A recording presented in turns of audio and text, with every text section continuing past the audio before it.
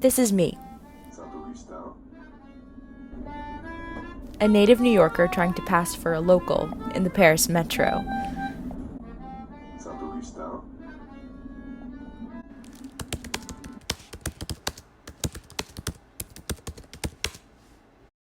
New Yorkers pride themselves on having the greatest city in the world, and historically, the subway system has played a role in that.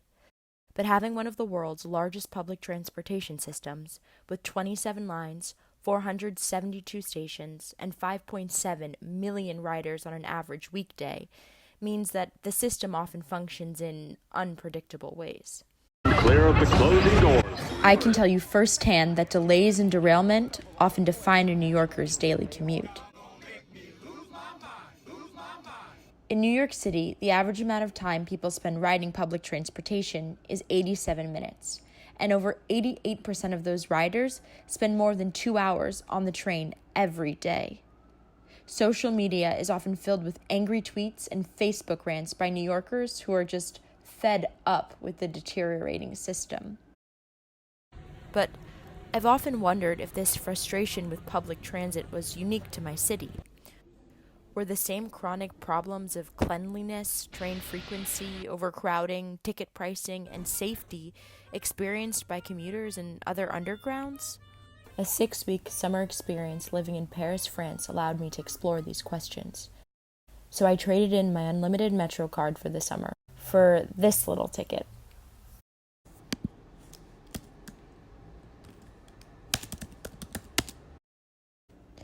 Compared to New York's average of 87 minutes, in Paris, the average rider spends about 64 minutes on public transportation, with over 65% of riders spending more than 2 hours on public transportation every day. So, on paper, things were looking a little bit better. And while there were superficial differences, like smaller platforms and knobs that needed to be twisted to open the door of the metro, there were undeniable similarities between my old subway system and this new French one. Dirt, delays. I experienced them every day in New York, so I felt pretty equipped to deal with them in the undergrounds of Paris.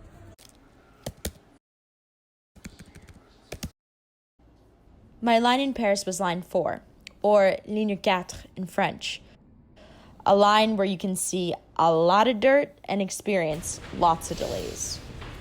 As the second busiest metro line in Paris, Line 4 now carries over 700,000 passengers daily, one of those passengers being me.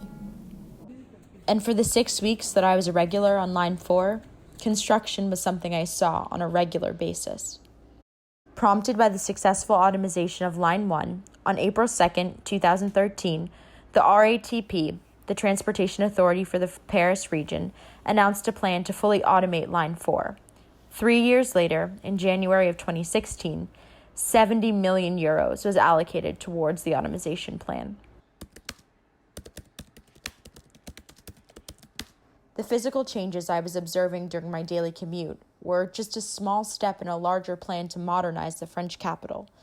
And these changes weren't just limited to the infrastructure. Introduced by former French President Nicolas Sarkozy, Le Grand Paris is an ambitious endeavor to change the scale of metropolitan Paris, hoping to connect the bustling and privileged urban center of the city with the often neglected outer regions, also known as La Banlieue. Le Grand Paris promises to double the size of the existing metro system by adding 200 kilometers of metro line and 68 new stations.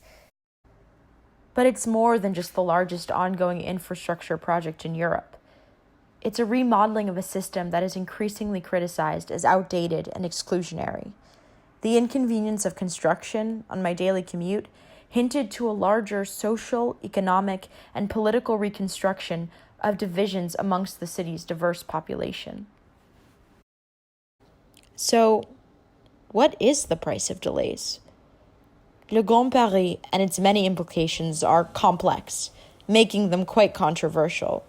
So, it's hard to say that there's a clear-cut answer.